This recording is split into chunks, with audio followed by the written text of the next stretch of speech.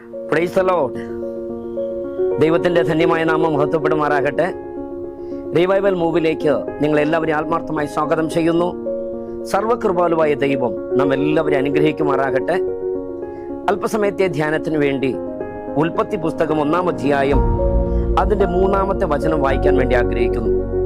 വെളിച്ചമുണ്ടാകട്ടെ എന്ന് ദൈവം കൽപ്പിച്ചു, വെളിച്ചമുണ്ടായി. വെളിച്ചം നല്ലതെന്ന് ദൈവം കണ്ടു. ദൈവം വെളിച്ചവും ഇരുളും തമ്മിൽ വേർതിരിച്ചു. സർവശക്തനായ ദൈവം, സർവജ്ഞാനിയായ ദൈവം, സർവവ്യാപിയായ ദൈവം വെളിച്ചമുണ്ടാകട്ടെ എന്ന് ഡിക്ലെയർ ചെയ്തു.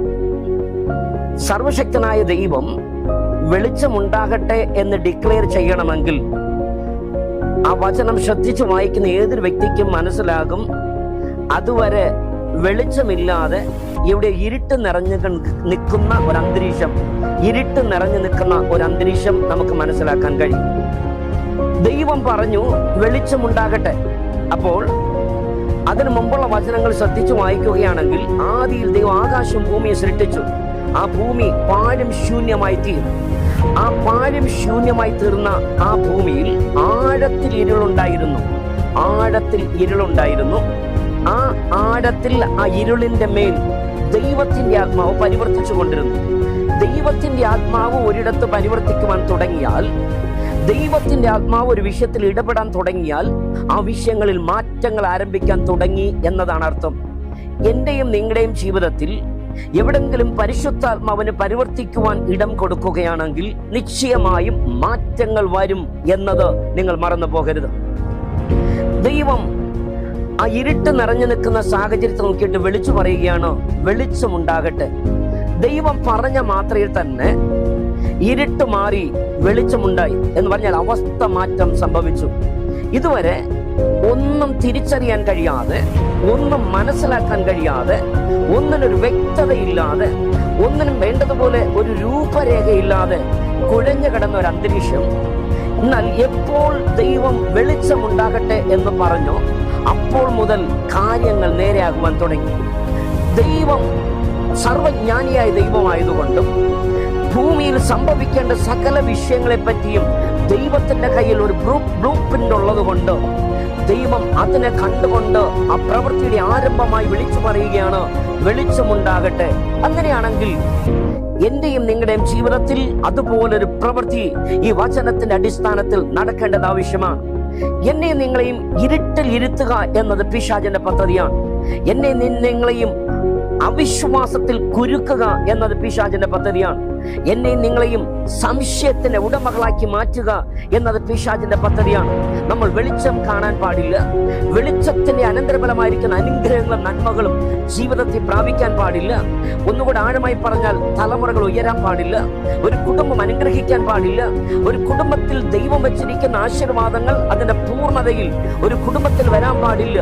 അതിന് തടസ്സമായി മറ്റു പല കോൺസെപ്റ്റുകൾ അകത്തിട്ട്, മറ്റു പല ചിന്തകൾ അകത്തിട്ട്, മറ്റു പല വൈറസുകൾ വിതച്ച് ഇരുട്ടുകൊണ്ട് മൂടുന്ന ഒരു ദുർവ്യാപാരത്തിന്റെ സ്വാധീനം ആ മേഖലയിൽ വെളിച്ചമായിരിക്കുന്ന ദൈവത്തിന്റെ സാന്നിധ്യത്തെ ഇൻവൈറ്റ് ചെയ്യുന്ന ഹൃദയം ആർക്കെങ്കിലും ഉണ്ടെങ്കിൽ, ആ സാന്നിധ്യം ഇറങ്ങി വരുമ്പോൾ തന്നെ ഇരുട്ട് മാറും, അവിടെ വെളിച്ചമുണ്ടാകും.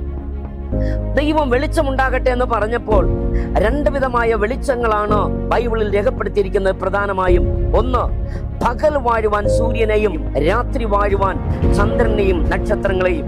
എന്താണ് വെളിച്ചത്തിന്റെ ഡ്യൂട്ടി? ഒന്ന്, വെളിച്ചത്തിന്റെ പ്രത്യേകത പ്രകാശിക്കുക. എവിടെ പ്രകാശിക്കുക? ഇരുട്ട് നിറഞ്ഞിരിക്കുന്ന സ്ഥാനത്ത് പ്രകാശിക്കുക. എന്റെയും നിങ്ങളുടെയും ജീവിതത്തിൽ ഇരുട്ട് നിറഞ്ഞ മേഖലയിൽ ദൈവിക പ്രകാശം ഇറങ്ങി വന്നാൽ ദൈവവചനം ഇങ്ങനെ പറയുന്നു, നിന്റെ വചനം എന്റെ കാലിന് ദീപവും പാതയ്ക്ക് പ്രകാശവും. വേണ്ടതുപോലെ വഴി കാണാൻ കഴിയാത്ത മണ്ഡലങ്ങളിൽ വഴി കാണുവാൻ ദൈവവചനം പാതയ്ക്ക് പ്രകാശമായിരിക്കുമ്പോൾ, കാലിന് ദീപം എന്നത് ജീവിതത്തിന് മുമ്പിൽ തകർച്ചകൾ, ദുർഘടങ്ങൾ എവിടെ മറഞ്ഞിരിക്കുന്നു അതിനകത്ത് അകപ്പെടാതെ ദൈവത്തിന്റെ വെളിച്ചത്തിൽ നാം നടക്കുന്നത് കൊണ്ട് ഒരു വലിയ കാവൽ ദൈവം നമുക്ക് അവിടെ കൽപ്പിച്ചാക്കിയിരിക്കുകയാണ്. പകലും പ്രകാശിക്കുവാനായിട്ട് ദൈവം സൂര്യനെ സൃഷ്ടിച്ചപ്പോൾ, രാത്രി പ്രകാശിക്കുവാനായിട്ട് ചന്ദ്രനെയും നക്ഷത്രങ്ങളെയും. പകലിലെ സൃഷ്ടിയായിരിക്കുന്ന സൂര്യനെ വലിയ വെളിച്ചമെന്ന് ദൈവവചനം പറയുമ്പോൾ, രാത്രിയിൽ പ്രകാശിക്കുവാനായി ദൈവം സൃഷ്ടിച്ചിരിക്കുന്ന ചന്ദ്രനെയും നക്ഷത്രങ്ങളെയും ചെറിയ പ്രകാശം എന്ന് രേഖപ്പെടുത്തിയിരിക്കുന്നു. വെറും ഒരു പ്രകാശത്തിന് വേണ്ടി മാത്രം അല്ല ദൈവം ഇവയെ സൃഷ്ടിച്ചിരിക്കുന്നത്. ഒന്നുകൂടെ ആഴമായി പറഞ്ഞാൽ വാഴുവാൻ വേണ്ടി അത്രേ, റെയിൻ ചെയ്യാൻ വേണ്ടി അത്രേ, റൂൾ ചെയ്യാൻ വേണ്ടി അത്രേ ദൈവം ഇവയെ സൃഷ്ടിച്ചിരിക്കുന്നത്. ഒന്നുകൂടെ ആഴമായി പറഞ്ഞാൽ കാലങ്ങളെയും സമയങ്ങളെയും ആഴ്ചകളെയും മാസങ്ങളെയും സംവത്സരങ്ങളെയും അതിന്റെ ഓർഡറിൽ കൊണ്ടുവന്ന് ജീവിതത്തെ ഒരു ക്രമീകരണത്തിലാക്കി അർത്ഥമുള്ള ഒരു ജീവിതത്തിന്റെ ഉടമയാക്കി മനുഷ്യവർഗത്തെ മാറ്റുക എന്നൊരു വലിയ കാഴ്ചപ്പാടാണ് ദൈവം ആഗ്രഹിച്ചത്. വ്യക്തമായി മനസ്സിലാക്കുക. നിങ്ങളുടെ ജീവിതത്തിൽ എവിടെങ്കിലും ജീവിതത്തെ ക്രമീകരിക്കുവാൻ കഴിയുന്നില്ലെങ്കിൽ മനസ്സിലാക്കുക, അവിടെ ഇരുട്ടിന്റെ സ്വാധീനമുണ്ട്. നിങ്ങളുടെ ജീവിതത്തെ എവിടെങ്കിലും ഓർഡറിലാക്കുവാൻ കഴിയുന്നില്ലെങ്കിൽ തിരിച്ചറിയുക, അവിടെ ഇരുട്ടിന്റെ സ്വാധീനമുണ്ട്. നിങ്ങളുടെ ജീവിതത്തിൽ എവിടെങ്കിലും ആ കുടുംബത്തെ പണിതുയർത്തുവാൻ കഴിയാതെ ഇന്ന് നിങ്ങൾ തളർന്നു കിടക്കുന്ന ഒരു തലമാണെങ്കിൽ തിരിച്ചറിയുക, അവിടെ ഇരുട്ടിന്റെ സ്വാധീനമുണ്ട്. നിങ്ങളുടെ കുഞ്ഞുങ്ങൾ നന്നായി പഠിക്കും, എന്നാൽ എക്സാം ടൈം വരുമ്പോൾ പെട്ടെന്ന് അസുഖം വരുന്നുവെങ്കിൽ തിരിച്ചറിയുക, അതിനകത്തൊരു ഇരുട്ടിന്റെ സ്വാധീനമുണ്ട്.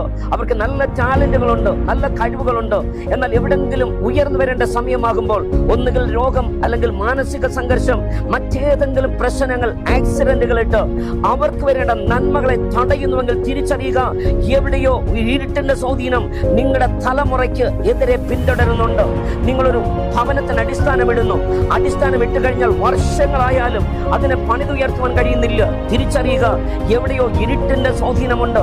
ആ ഇരുട്ടിന്റെ സ്വാധീനം നിറഞ്ഞിരിക്കുന്ന നിങ്ങളുടെ ജീവിതത്തിന്റെ യാഥാർത്ഥ്യത്തിലേക്ക് സത്യ വെളിച്ചമായിരിക്കുന്ന യേശുവിനെ സ്വീകരിക്കുകയാണെങ്കിൽ യേശുവിന്റെ സാന്നിധ്യം നിങ്ങളുടെ ജീവിതത്തിലെ ഇരുട്ടുകളെ മാറ്റും, നിങ്ങളുടെ തലമുറയുടെ ജീവിതത്തിലെ ഇരുട്ടുകളെ മാറ്റും, നിങ്ങളുടെ ബിസിനസ്സിലെ ഇരുട്ടുകളെ മാറ്റും, നിങ്ങളുടെ കുടുംബത്തിന് അകത്തളത്തിൽ നിറഞ്ഞു നിൽക്കുന്ന ഇരുട്ടുകളെ മാറ്റും, നിങ്ങളുടെ ബിസിനസ്സിലെ ഇരുട്ടുകളെ മാറ്റും, ആത്മീക അജ്ഞതകളെ മാറ്റി, ആത്മീക അന്ധതകളെ മാറ്റി, ആത്മീക ഇരുട്ട് മാറ്റി നിങ്ങളുടെ ജീവിതത്തിൽ വലിയ സമാധാനം തരുവാൻ ഈ ദൈവവചനത്തിന് ശക്തിയുണ്ട്. വിശ്വസിക്കുക. ഇവിടെ ഈ വെളിച്ചം എന്ന പദം കൊണ്ട് ദൈവം പ്രതീക്ഷിക്കുന്നത് ഇതുവരെയും വ്യക്തമായി വെളിപ്പെടാത്ത കാര്യങ്ങൾ വ്യക്തമായി വെളിപ്പെട്ട് വരട്ടെ. ഇതുവരെ നേരെയാകാത്ത കാര്യങ്ങൾ നേരെയാകട്ടെ. ഇതുവരെ കാണാൻ പറ്റാത്ത കാര്യങ്ങൾ കാണട്ടെ. അങ്ങനെയാണെങ്കിൽ ഇന്ന് രാത്രി ആത്മാവിൽ ദൈവകൃപയിൽ ആശ്രയിച്ച് ഞാൻ വിളിച്ചു പറയുന്നു, നേരെയാകാത്ത കാര്യങ്ങൾ യേശുവിന്റെ നാമത്തിൽ വ്യക്തികളുടെ ജീവിതത്തിൽ നേരെയാകട്ടെ. ഇതുവരെ ക്രമീകരണത്തിൽ വരാത്ത വിഷയങ്ങൾ യേശുവിന്റെ നാമത്തിൽ ക്രമീകരണത്തിൽ വരട്ടെ. ഇതൊരു വ്യക്തമായി തിരിച്ചറിയാൻ വ്യക്തതയില്ലാതെ കുഴഞ്ഞു കിടക്കുന്ന വിഷയങ്ങൾ യേശുവിന്റെ നാമത്തിൽ ഇന്ന് രാത്രി നേരെയാകുവാൻ ഈ വചനത്തിന്റെ അടിസ്ഥാനത്തിൽ ഡിക്ലെയർ ചെയ്യുന്നു. ഹല്ലേലൂയ. വെളിച്ചം ആരംഭിച്ചാൽ യാത്ര ആരംഭിക്കും. വെളിച്ചം വെളിപ്പെട്ടാൽ പുറപ്പാട് ആരംഭിക്കും. വെളിച്ചം വെളിപ്പെട്ടാൽ കൺസ്ട്രക്ഷൻ ആരംഭിക്കും. വെളിച്ചം വെളിപ്പെട്ടാൽ പണിയലുകൾ നടക്കും. വെളിച്ചം വെളിപ്പെട്ടാൽ ട്രാൻസാക്ഷൻസ് നടക്കും. വെളിച്ചം വെളിപ്പെട്ടാൽ ബിസിനസ് നടക്കും.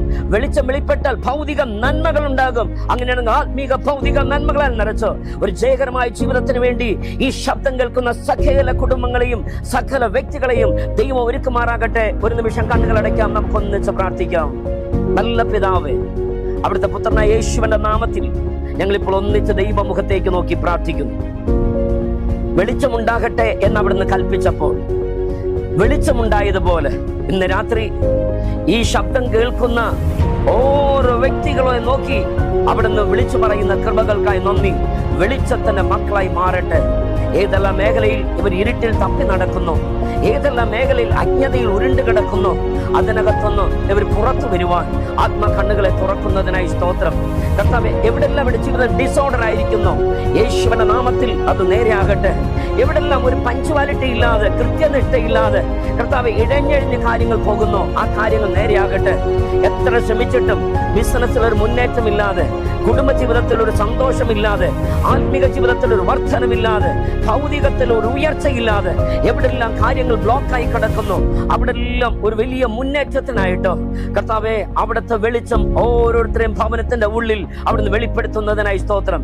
ഏതു മനുഷ്യനെയും പ്രകാശിപ്പിക്കുന്ന സത്യ വെളിച്ചമായിരിക്കുന്ന അവിടുത്തെ വലിയ കൃപയും സാന്നിധ്യവും ഇവിടെ ജീവിതത്തിൽ വെളിപ്പെടുത്തുന്നതിനായി സ്തോത്രം. ഈ വചനം ഹൃദയത്തിൽ സ്വീകരിക്കുന്ന എല്ലാ കുഞ്ഞുങ്ങളെയും അവിടുന്ന് ആശീർവദിക്കുന്നതിനായി സ്തോത്രം. ഈ മീഡിയയുടെ പിന്നിൽ പ്രവർത്തിക്കുന്ന എല്ലാ വ്യക്തിത്വങ്ങളെയും അവിടുത്തെ കരത്തിൽ ഏൽപ്പിച്ച് ബ്ലസ് ചെയ്യുന്നു. ഈ മീഡിയ അനുഗ്രഹിക്കപ്പെടട്ടെ എന്ന് പ്രാർത്ഥിക്കുന്നു. ഈ ദൈവവചനം കേൾക്കുന്ന കുടുംബങ്ങളെ, വ്യക്തികളെ യേശുവിന്റെ നാമത്തിൽ അനുഗ്രഹിച്ച് പ്രാർത്ഥിക്കുന്നു. മാനവ മഹത്വം അങ്ങടേത് മാത്രമായിരിക്കും. അത്ഭുതം ചെയ്താട്ടോ യേശുവിന്റെ നാമത്തിൽ തന്നെ. ആമേൻ, ആമേൻ, ആമേൻ. ദൈവം നമ്മെ എല്ലാവരെയും അനുഗ്രഹിക്കുമാറാകട്ടെ.